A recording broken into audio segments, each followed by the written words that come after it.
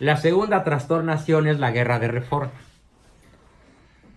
Este señor oligofrénico, esquizofrénico y paranoico, que hoy es el presidente de la República Mexicana, tiene como ídolo a Juárez, a Benito Juárez. Está en su simbología. El primer personaje es Hidalgo, Morelos, otro cura reventado, mujeriego, ¿sí? No tan asesino como Hidalgo, pero parecido también. Sobre todo mujeriego y corrupto. Y el tercer símbolo del gobierno actual es Juárez. ¿Qué es lo que hizo Juárez? Bueno, me llevaría semanas contarles todas sus traiciones. A 8 horas diarias, durante 365 días, si leyéramos sus tratados internacionales, traidores todos, no terminamos. Nada más les voy a dar el índice de sus traiciones, el índice de sus fechorías. ¿Cuántas veces creen que se reeligió presidente? 6. A la mala. Asesinando a sus oponentes, haciendo tranza electoral, o se morían sus adversarios muy oportunamente. 7 veces presidente en 14 años. A la mala. Nunca fue un presidente legítimo. Primer tranza. Segundo, la frase de el derecho ajeno es la paz. Entre las naciones como entre los individuos, el derecho ajeno es la paz, no la escribió él. Desencántense, decepciónense y desólense. La verdad es que la escribió ¿quién? ¿Alguien sabe? Le regalo el libro. Tienen 30 segundos para decirme. Bueno, la frase famosísima del benepérrito de las Américas, no benemérito, benepérrito, ¿sí? La escribió un poeta alemán que se llama Immanuel Kant en su libro La paz perpetua.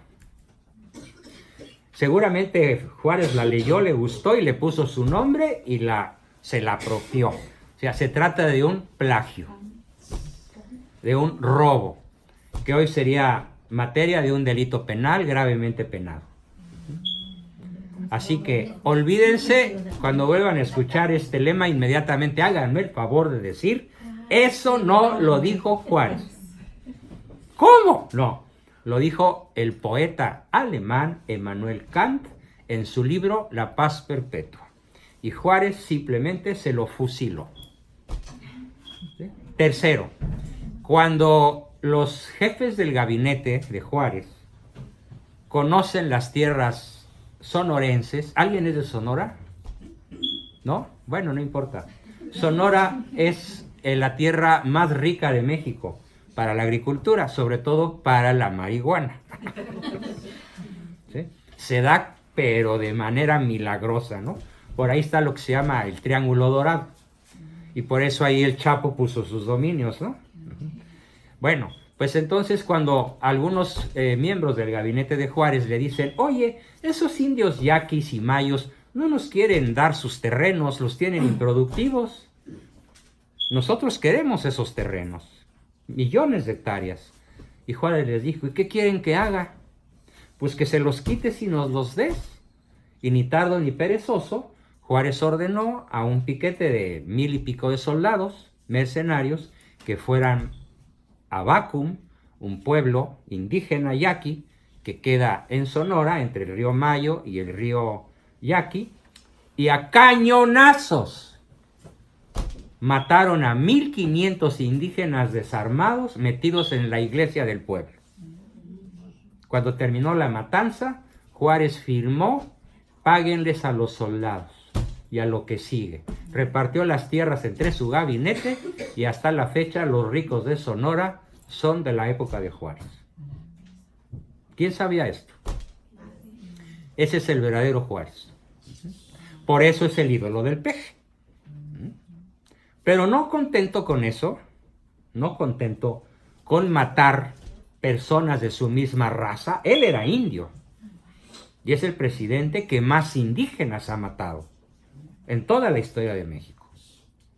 No contento con eso, firma varios tratados internacionales en donde prácticamente regala el territorio nacional. Les voy a mandar a su correo electrónico, por eso espero que todos lo hayan anotado, el tratado Maclean-Ocampo. Maclane se escribe Maclane-Ocampo. Ocampo era el ministro número 1 de Juárez y Maclean era el ministro yanqui. Entre otras muchísimas cosas, cedía el istmo de Tehuantepec a perpetuidad, ¿sí? Cedía una franja enorme de todo que venía por todo el estado de Sonora, desde Arizona. Cedía millones de pesos, bueno, dólares más bien, el derecho a los gringos a pisar el territorio mexicano, sin vigilancia del ejército mexicano ni nada por el estilo. Prácticamente era anexar México a Estados Unidos para que fuera una estrella más de la Unión Americana. Tan le da gusto esta anexión que Juárez y su gente se va al desierto de los Leones, ahí arribita del DF. Es un lugar que está a 3,000 metros de altura, un bosque bellísimo, en donde durante muchos años de mi juventud fuimos a pasear los domingos en días de campo. Y en el desierto de los Leones, Juárez y los grandes masones de la época celebran el brindis del desierto. ¿Qué dijeron Juárez y los masones de la época en el brindis del desierto?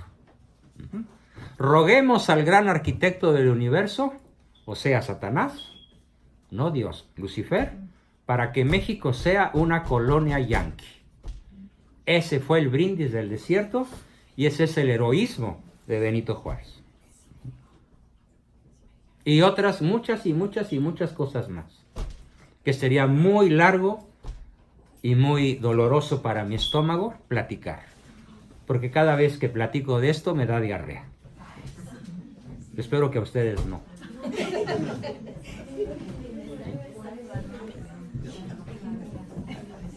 Esa es la segunda trastornación. Y la tercera, pues es la revolución. Ayer le explicaba a mi buen pupilo Hernán, que le dije que hoy debe celebrar con mucho gusto su nombre, porque hace 500 años Hernán Cortés pisó por primera vez territorio de lo que ahora es México, celebró una misa, plantó una cruz, y gracias a Dios nos conquistó este territorio España, y por eso estamos vivos. Que si hubiera sido los ingleses, estaríamos en campos de concentración, siempre borrachos, eso sí, jugando en los casinos y casi exterminados. ¿Sí? Bien, entonces, ¿en qué consiste la Revolución Mexicana? Sí es una revolución, pero es anti-mexicana. La Revolución anti-mexicana quiso, fíjense, su objetivo principal fue impedir el desarrollo que Porfirio Díaz se había logrado para México. ¿Saben a cómo estaba el dólar en 1909? A 50 centavos. Hoy está a casi 20 pesos. En la época de Porfirio Díaz, comprar un dólar costaba medio peso. Un tostón costaba $1. Entonces la moneda mexicana era el doble de fuerte que la moneda yanqui. Eso los masones no lo podían permitir. Y menos con un Porfirio Díaz que ya se había vuelto católico, había dejado la masonería gracias a la influencia de su esposa. Entonces, ¿qué es lo que hoy tiene México que hizo Porfirio Díaz? Aeropuertos, puertos, carreteras, ferrocarriles y las principales instituciones sólidas que Porfirio Díaz hizo son el México del siglo XX.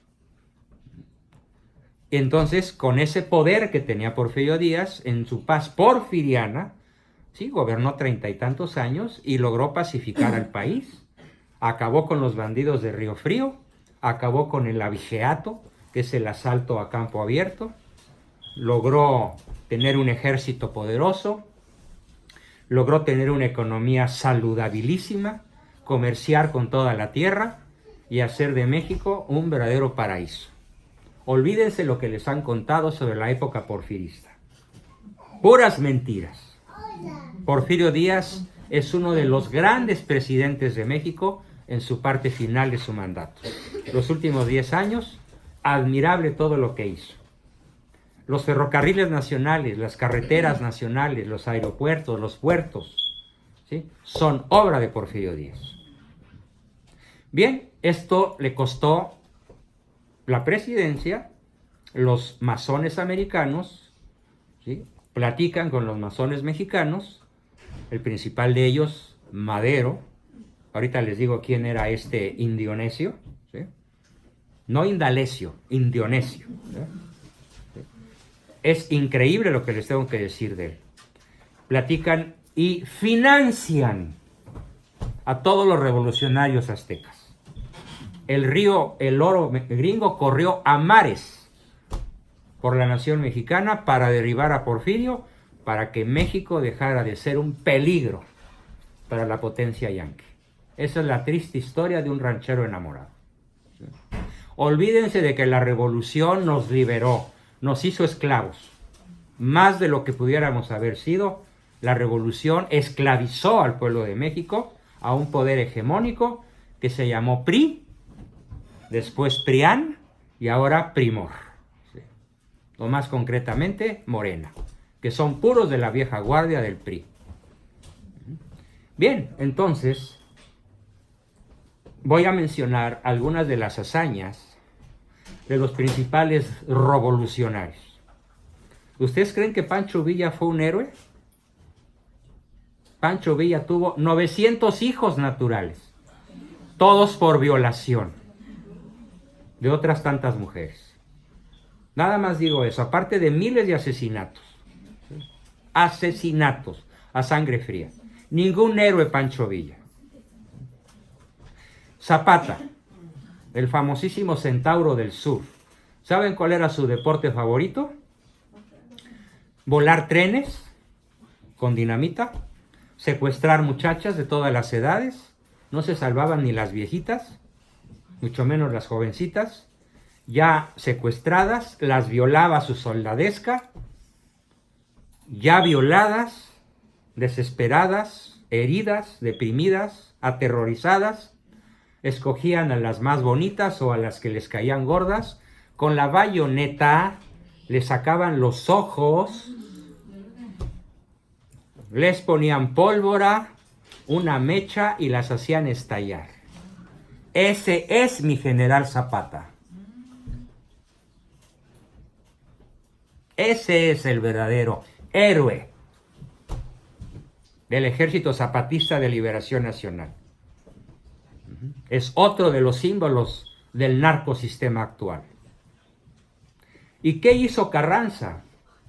Carranza puso de moda, yo me apellido Carranza por mi madre, y mi abuelo fue pariente de Venustiano Carranza, el baldón y la vergüenza de la familia. Carranza, gracias a él, se inventó el verbo carrancear. ¿Qué era carrancear? Pues lo que decía Zapata: volar, secuestrar, asesinar, volar con pólvora a las muchachas y robarse todas las haciendas y adjudicárselas hasta la fecha. En multitud de partes de México, las haciendas que eran de gente trabajadora, justa, con sus hacendados, con sus peones, pasaron de manos de españoles ricos y herederos de grandes emporios hechos a base de trabajo cotidiano, a simples rateros, a simples abigeos a campo abierto, que eran los revolucionarios. Zapata fue un asesino, en grande, un genocida. Lo mismo fue Carranza, lo mismo fue Obregón, perseguidor de la iglesia a gran escala. Lo mismo fue Calles, perseguidor de la iglesia, asesino de monjas y sacerdotes. Esos son los revolucionarios mexicanos que hoy tienen sus letras escritas, sus nombres escritos con letra de oro en el Congreso. No hay un solo personaje honesto. Todos son asesinos, sin excepción. Madero, en lo personal, no fue un asesino, pero Madero era espiritista. Así gobernaba el país. Antes de salir al Congreso a presentar sus iniciativas de ley, ¿qué creen que hacía? Consultaba con el espíritu de Don José. Entonces, de la eternidad, allá de las profundidades del Averno, recibía: haz esto, haz lo otro, di que no reelección, que voto libre, que esto, que el otro, que lo demás allá. Y cuando sus adversarios políticos se dieron cuenta, le ponían cadenas a arrastrar en la noche arriba de su cuarto para fingir que realmente estaba escuchando voces del más allá. Y se lo creía. Ese fue Madero, espiritista y tonto de capirote. Así, literal, un pobre oligofrénico espiritista. Oligofrénico quiere decir de mente chiquitita. Y ahora es el gran héroe y el símbolo del peje, junto con Hidalgo, Morelos, Juárez y Madero. Y Zapata, ¿sí? El asesino ese que sacaba los ojos de las muchachas y luego las rociaba de pólvora y las hacía estallar.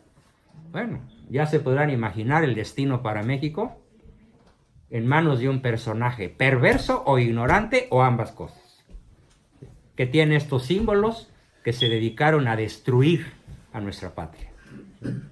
Esta es la otra historia, de la cual soy vocero. Enójese quien se enojare, pase lo que pase, ¿sí? Como José Sánchez del Río: si me cortan la lengua, señalaré el cielo. Y si me cortan las manos, pues aprenderé a escribir con los dedos de los pies. ¿Sí? Es decir, la verdad es para ser proclamada siempre, opportune et importune, a todo momento. Y para colmo, en la tercera trastornación o revolución, esto ocurre el 20 de noviembre de 1910, ahí empieza el despapalle. Mi abuelo era un hombre hacendado de siglos atrás, riquísima familia.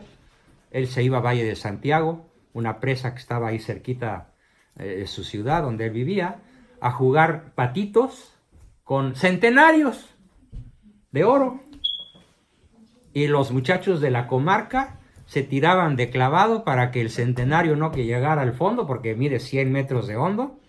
Lograban cacharla cuando iba a 10 metros, y todo mundo en la comarca adoraban a don Adalberto porque jugaba patitos con centenarios en la presa de Santiago.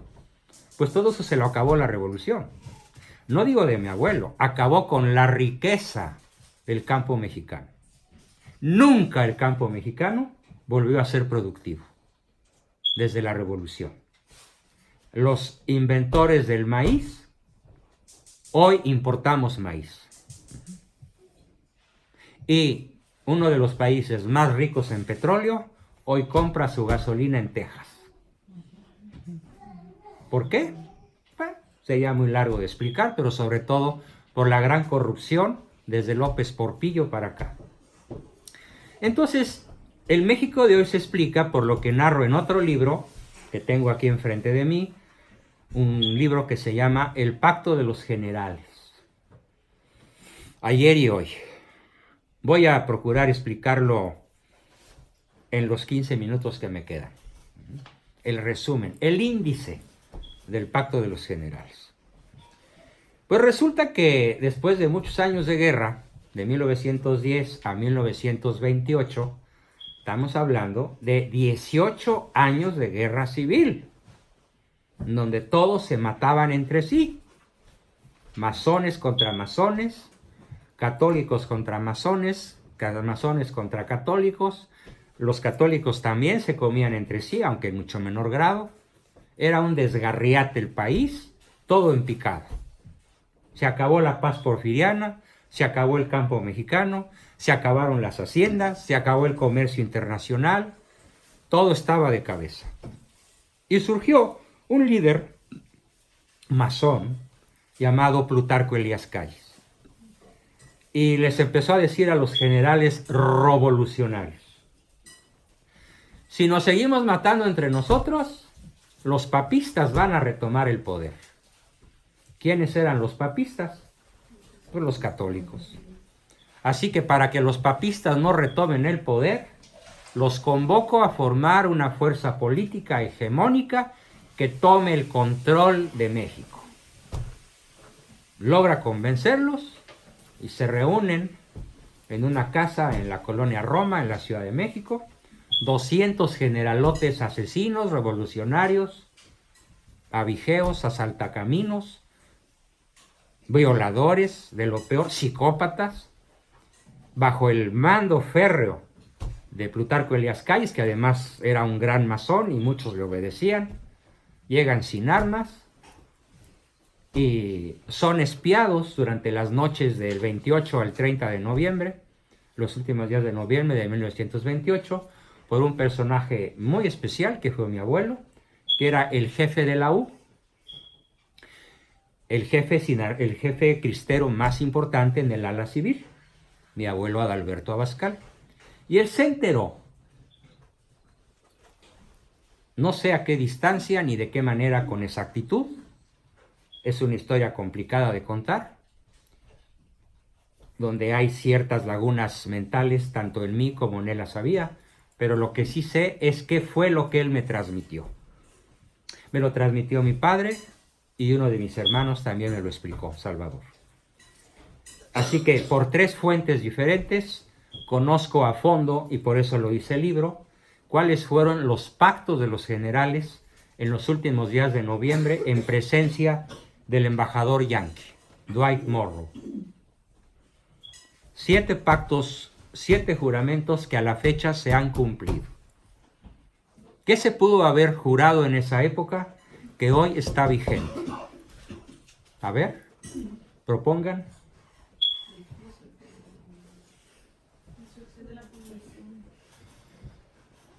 Grítenlo. Dejar al pueblo en la ignorancia. Muy bien. Fue uno de los pactos. ¿Qué tal se ha cumplido? Brillante. Ocupamos el lugar 36. ¿Y no hay 37? Pues no, estamos en el último. Por debajo de Honduras, El Salvador, Haití, Guatemala, Costa Rica.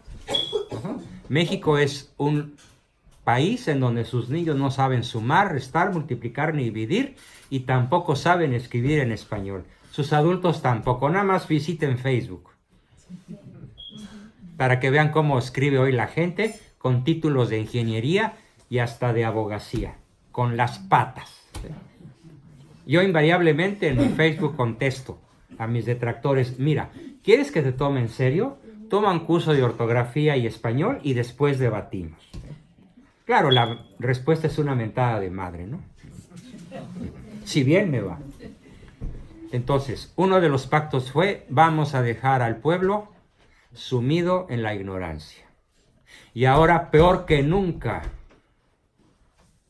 hoy más que nunca, el proyecto de gobernabilidad se centra en la ignorancia del pueblo. Porque solo un pueblo ignorante puede llevar a la presidencia a otro ignorante. Así que tenemos el gobierno que nos merecemos, por ignorantes. ¿Qué otros pactos se pudieron dar? Cada uno de ellos nos llevaría días enteros explicarlo. Descristianizar. Descristianizar a la nación. ¿Sí? El avance de las sectas es incontenible. Todas las sectas han tenido apoyo gubernamental, incluso en el periodo de Calderón. Con todo y disquera católico, apoyó a las sectas. Algún pacto tuvo que cumplir, a pesar de que él se decía católico. Invariablemente, desde 1928 hasta la fecha, las sectas protestantes han invadido México. No solo México, todo Centroamérica y todo Sudamérica. Entonces, la descristianización del país es un hecho. A lo mejor la mayoría de la gente sigue yendo a misa, pero si yo pregunto en un público católico ¿qué es la misa? ¿Saben cuántos me contestan correctamente de cada 1000? Como 2 o 3. Aquí no voy a hacer esa pregunta porque supongo que sí lo saben. Y por si no lo saben, se los explico. Porque ya no hay tiempo de debatir. Que si no, los exprimía, ¿eh? La misa es la renovación incruenta del sacrificio del Calvario. Cristo vuelve a morir en cada misa. Por nosotros, por cada uno de nosotros. Porque nos conoció personalmente antes de que existiéramos. Y Cristo vuelve a resucitar en cada misa. En el altar no corre la sangre, pero Cristo muere. En forma misteriosa, en forma mística, en forma incruenta. Y entonces, ¿cuál es el objetivo principal de la masonería? La suspensión del sacrificio del Calvario. Lo que en el Apocalipsis se llama la abominación desoladora, o la abominación de la desolación, consiste en que cada vez haya más misas inválidas, en donde no se recita como debe ser la fórmula de la transubstanciación que convierte el agua y el vino en el cuerpo y la sangre verdaderas de Cristo, en el momento que cese en el planeta Tierra el sacrificio del Calvario, empieza el gobierno del anticristo.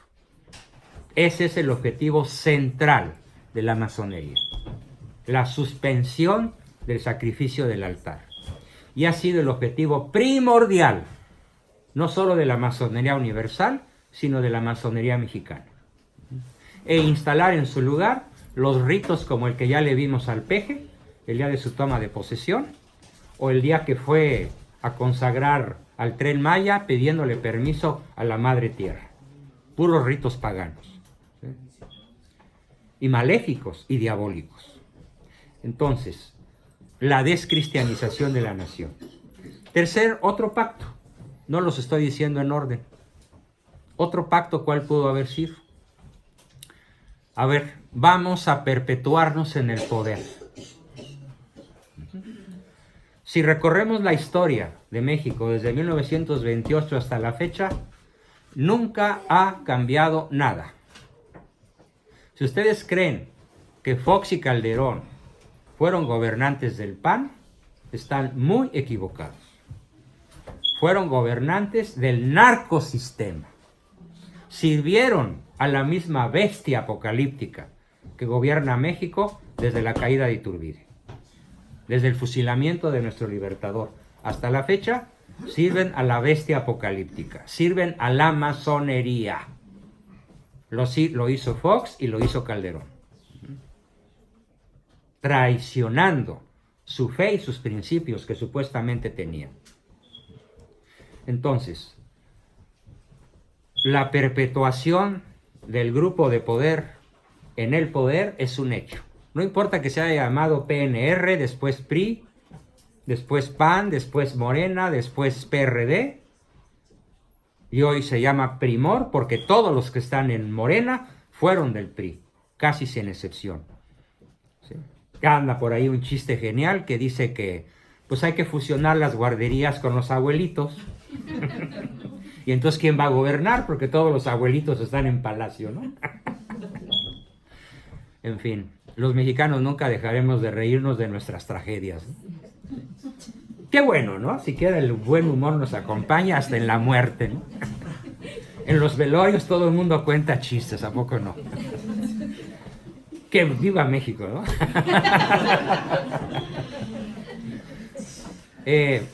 Otro pacto. Vamos a repartirnos el territorio. Y se repartieron el territorio. A Cárdenas le tocó Michoacán hasta la fecha. A Alemán pues, le tocó Veracruz. A Patrón pues, le tocó Yucatán. A Terrazas pues, le tocó Chihuahua. Y así cada estado tiene su dueño desde 1928 hasta la fecha. A Rojo Gómez le tocó Hidalgo. Al grupo Atracomucho, no digan Atlacomulco. Atlacomulco se dice náhuatl. En español se traduce Atracomucho. ¿Sí? ¿De quién es el grupo Atracó Mucho? Pues de Carlitos Salido del Atari, del profesor Montiel, ¿sí? El profesor Carlos Hank, ¿sí? Y su hijito ese que tiene los casinos en Tijuana y que colecciona tigres, ¿sí? y animales exóticos y serpientes de 8 metros y que es un capo di tutti capi que reparte las drogas en Tijuana, ¿sí? Bueno, entonces cada lugar tiene su dueño. Pero ¿qué otros pactos hubo? Fíjense, repartirse el territorio, perpetuarse en el poder, dejar al pueblo en la ignorancia, descristianizar a la nación, desvincular a la familia mediante todas las leyes LGTBI, toda la ideología de género, es la destrucción de la familia.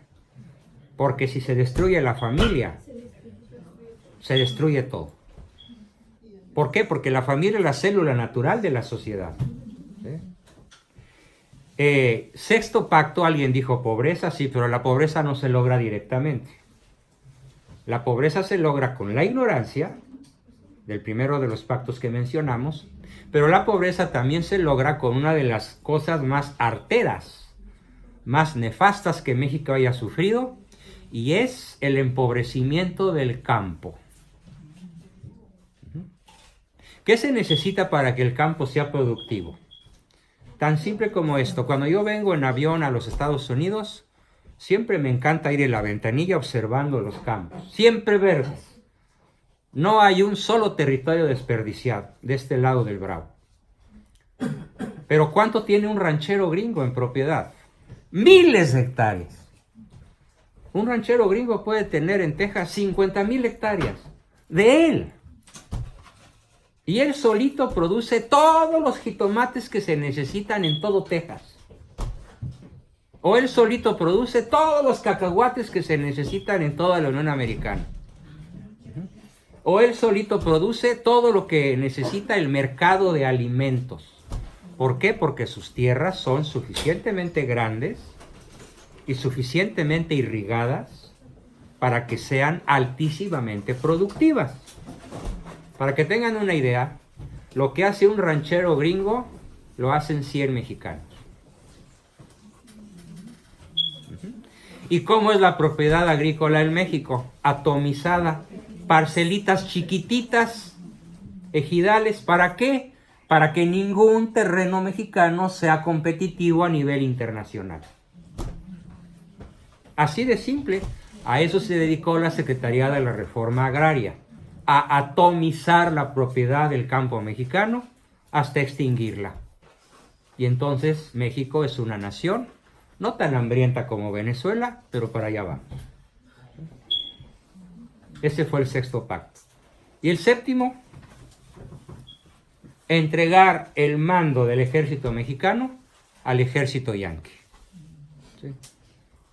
Literalmente, el presidente Plutarco Elías Calles, jefe número 1 del Ejército Nacional, se levanta, toma su espada de mando, la pone en un cojín rojo elegantísimo con bordes y olanes de oro, se lo lleva al embajador yanqui y le dice: a partir de estos momentos el ejército mexicano queda supeditado al mando del Pentágono, hasta la fecha. Podríamos explicar muchísimas restricciones, muchísimos tratados internacionales que hoy sujetan al ejército mexicano de la manera más inicua a el poder norteamericano, que por otra parte pues ya es inalcanzable, ¿no? En aquella época a lo mejor todavía podía haber rivalidad. Todavía no había armas atómicas, no había misiles. Sí, ya había aviación, pero también la había en México. Todavía en la época de Porfirio Díaz se hubiera podido haber, con cierta ventaja, una lucha entre ambas naciones donde México pudiera salir ganando, como lo hizo en 47. En 1847 la guerra no se pierde en el campo de batalla, la guerra se pierde en el escritorio, por los tratados masónicos de Antonio López de Santana y de todos los jefes del ejército mexicano entregan a México. Y por eso ahora este es territorio yanqui, por la traición, no por la pérdida de la guerra. Pero hoy la distancia, la asimetría militar es bestial. es prácticamente infinita. Pero ¿dónde se consolida esa entrega? Justamente en esas noches del famosísimo, triste y trágico Pacto de los Generales. Bueno, pues entonces ese es el tamaño del adversario. Los 7 adversarios sionistas, que serán motivo de una amplia explicación en mi próxima venida, y los 7 pactos de los generales, sobre los cuales tendremos que seguir profundizando. ¿Por qué? Porque quiero que mucha gente conozca el tamaño del adversario. Nuestro adversario no es Planned Parenthood. Ese es un soldadito. Nuestros adversarios no son los senadores abortistas. Son peones en el tablero del ajedrez. Los adversarios son la banca global, con un poder omnímodo, porque tienen todas las riquezas de la tierra. Por eso corrompen gobiernos, por eso quitan y ponen presidentes. Por eso cayó Lech Walesa en Polonia, porque le exigieron el aborto. Y él dijo: sobre mi cadáver. Y compraron a los electores y cayó Lech Walesa, a pesar de que Lech Walesa era el libertador de Polonia y el hombre más famoso de su patria en su momento. Y la banca internacional se encargó de quitar a Lech Walesa del poder porque era antiabortista, y a Václav Havel en Checoslovaquia, y a los partidos de derecha españoles, y a todos los partidos de centro derecha en América Latina. Yo no sé por qué se les coló Trump, deben estar furiosos, ¿no? Y lo mismo se les coló Bolsonaro en Brasil. Pero fuera de Brasil, Rusia y Estados Unidos, todas las demás naciones, bueno, habría que sumar a Hungría y Polonia, todas las demás naciones son pro agenda, ideología de género. ¿Con qué dinero?